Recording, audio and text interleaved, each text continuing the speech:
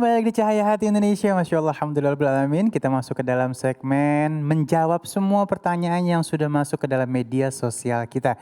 Mohon kesediaannya guru, ini yang pertama Masya Allah untuk Syekh Ahmad Al-Misri. Ini dari Arya Koya. Ya. Benar atau tidak bahwa di dunia ini ada keberuntungan? Ini agak luas nih, ntar kita kerucutin mungkin. Ya, bismillah, alhamdulillah, wassalatu wassalamu ala rasulillah wa alihi wa sahbihi wa man wala. Keberuntungan atau tidak keberuntungan itu adalah penilaian dari diri manusia masing-masing. Ada yang merasa dirinya beruntung masih dapat pekerjaan. Ada yang merasa dirinya tidak beruntung karena tidak punya pekerjaan. Ada yang dirinya merasa beruntung karena pekerjaannya bagus dan penghasilannya juga bagus.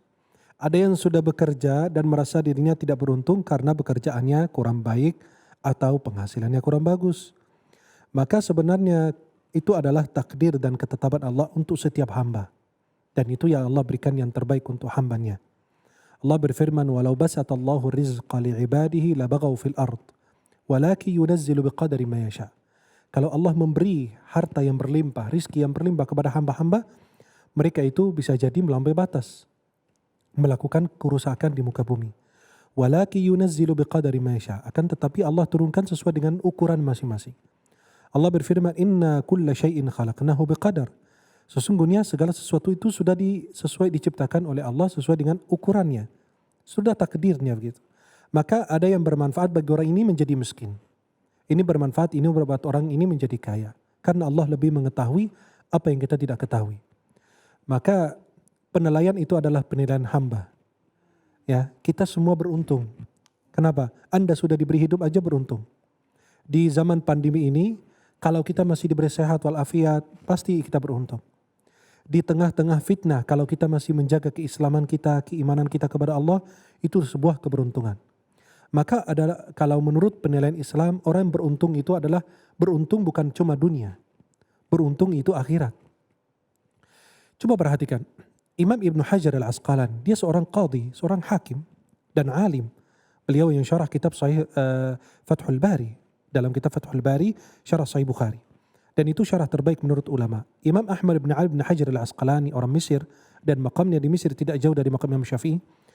Beliau pernah bersama pasukan-pasukan beliau berjalan. Beliau mengendarai salah satu kendaraan, apa itu kuda, pada lain sebagainya. Kemudian ada orang Yahudi yang ada di pinggir jalan. Orang Yahudi penampilannya tidak bagus dan susah, orang miskin lah. Sedangkan Imam Ibn Hajar itu penampilannya bagus sekali. Kemudian orang Yahudi mengatakan bahwa di dalam agama kalian, kata Nabi, bahwa dunia ini penjara untuk orang mukmin dan surga buat orangnya. Ya, maka subhanallah, kata orang tersebut, ini bagaimana penjara buat saya? Anda aja pakaiannya lebih bagus dari saya.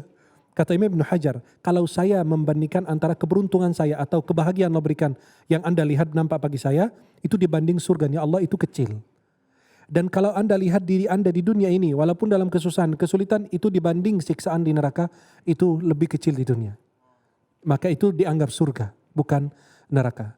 Maka kita selalu berdoa kepada Allah agar kita beruntung menjadi orang yang saleh. Orang yang ridha Allah. Bukan hanya saleh, tapi musleh. Karena saleh itu banyak, nggak ada tantangannya. Tapi musleh yang suka memperbaiki orang, itu pasti banyak tantangannya. Maka keberuntungan jika Anda meraih ridhonya Allah dan surganya Allah. Masya Allah, waduh, Masya Allah ya. Ini perbendaharaan yang bisa kita pegang ya buat motivasi kita. Dan baik, kita akan masuk ke dalam pertanyaan yang kedua. Mohon kesediaannya guru kita Al-Ustadz Ahmad Syarwat. Di pertanyaan dari Banung Pamungkas ya. Bagaimana hukumnya bila seorang wanita tidak menikahi pria yang sudah berzina dengannya? Bagaimana hukumnya bila seorang wanita tidak menikahi pria yang sudah berzina dengannya? Tidak menikahi pria yang sudah berzina dengannya. Iya, nggak apa-apa. Ya kan, apa harus nikah? Nggak juga. Mungkin kalau pertanyaannya begini, bolehkah pasangan yang sudah pernah zina kemudian lantas menikah? Nah itu baru pertanyaan. Tapi kalau udah pernah zina tapi nggak nikah, ya nggak apa-apa. Kan apa nikah wajib? Kan nggak juga kan. Gini, kita pisah ya satu-satu. Zinanya haram, oke, dan wajib taubat, wajib minta ampun, ya kan, nggak boleh ngulangi dan sebagainya lah, ada ritualnya gitu kan. Nah masalah mau nikah sama dia atau nggak nikah sama dia kan nggak menjadi sesuatu yang sifatnya mewajibkan, Iya, ya kan? benar. Nah kalau pertanyaannya, oke ini udah tobat nih, tapi sekarang jadinya boleh nggak ya kita terusin deh jadi kita nikah? Nikah, Nah kalau gitu sih boleh. Hmm. Sebagian ulama ada yang mensyaratkan suruh tobat dulu baru nikah, Baru gitu nikah. kan. Tapi begini, zina, ya kan, nikah. Nggak gara-gara orang berzina lantas mereka berdua jadi haram menikah tuh enggak juga. Tapi yang jelas zina itu haram. Dan kalau sudah terlanjur jur, ya apa boleh buat? Tobat, dua-duanya tobat. Nah setelah itu kalau pada mau nerusin Biar ya halal boleh-boleh ya. aja. biar- Kenapa? Jadi tidak boleh? Enggak. Yang enggak boleh tuh nanti banyak nih babnya. Kalau misalnya beda agama atau misalnya, oh ternyata ini orangnya mohon maaf ya, memang wanita yang enggak benar gitu kan. panjang lagi. Nah iya, nah itu jangan gitu. Tapi kalau udah pada tobat, udah pada baik-baik ya mau mau CS-an, mau join, why not? Boleh-boleh saja. Oke. Baik, Masya Allah, terima kasih ilmunya guru.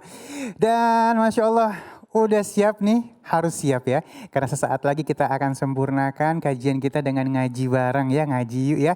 Bersama guru kita yang dimuliakan Allah Subhanahu wa Ta'ala nanti ya. Jadi jangan kemana-mana, tetap bersama kami di Cahaya Hati Indonesia.